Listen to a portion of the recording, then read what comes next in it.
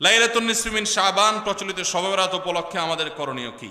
বিশেষ করে এই রাতে মসজিদে ওয়াজ মাহফিল, দোয়া দরুদ, ইবাদত বন্দেগী এবং নানা ধরনের খানাদানার আয়োজন করা হয়। কোরআন সুন্নাহর আলোকে এগুলো ঠিক কি না জানালে উপকৃত হব। ভাইরা আমার, লাইলাতুন নিসফি মিন শাবান যেটাকে আমরা শবে বরাত বলি, এই লাইলাতুন নিসফি মিন শাবানে আল্লাহ তাআলা হিংসুক এবং মুশরিক ছাড়া বাকি মানুষদেরকে, বাকি মুসলমানদেরকে আল্লাহ তাআলা সাধারণ ক্ষমা ঘোষণা করেন মর্মে একটা হাদিস আছে।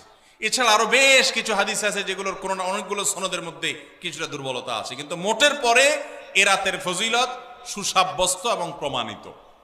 কিন্তু এর মানে এই নয় যে এই রাতকে কেন্দ্র করে আমরা যা করি আমাদের দেশে তার সব সঠিক।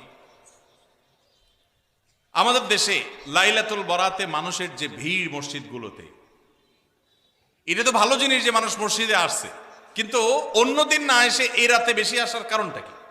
লাইলাতুল কদর বেশি ফজিলতপূর্ণ নাকি এই রাত বেশি ফজিলতপূর্ণ?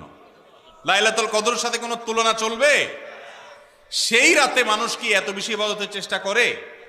তাহলে এই রাতে এত বেশি চেষ্টার রহস্যটা কোথায়?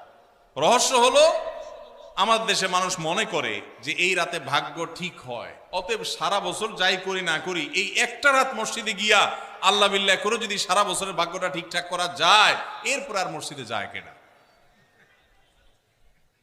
এই চালাকি করলে কি ভাগ্য ঠিক হয়ে যাবে?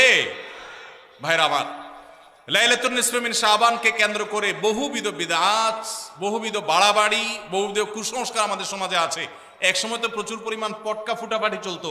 আলহামদুলিল্লাহ, প্রশাসনের ভাইয়েরা প্রতি বছর নিষেধাজ্ঞা আরোপ করেন এবং এটা অনেকটা কমেছে, যেটা আমাদের নিরাপত্তা হুমকির মধ্যে আমাদেরকে ফেলে। দ্বীনের নামে আমরা কখনো সেগুলো করতে পারি না। অনেক মসজিদে আলোকসজ্জা করা হয়। আলোকসজ্জা তো আপনি এমনিই করেন সারা বছর, কিন্তু এই রাতকে কেন্দ্র করে আলাদা করে আলোকসজ্জা করা, এই রাতকে কেন্দ্র করে ওই যে হালুয়া রুটি খাওয়ার একটা ব্যাপার এখনো আমাদের দেশে কোথাও কোথাও আছে।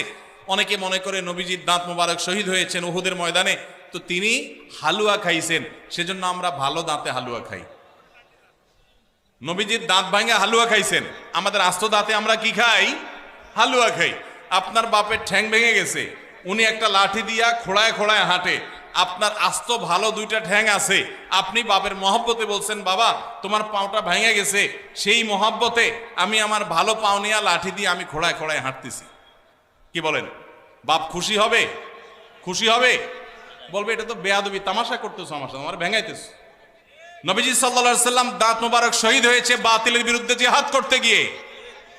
আপনি বাতিলের সাথে আঁতাত করবেন আর হালুয়া খায়া নবীজির সুন্নাত আদায় করবেন, এর চেয়ে বড় হাস্যকর জিনিস আর হতে পারে না। অতএব সব ধরনের বাড়াবাড়ি কুসংস্কার আমাদের বন্ধ করতে হবে।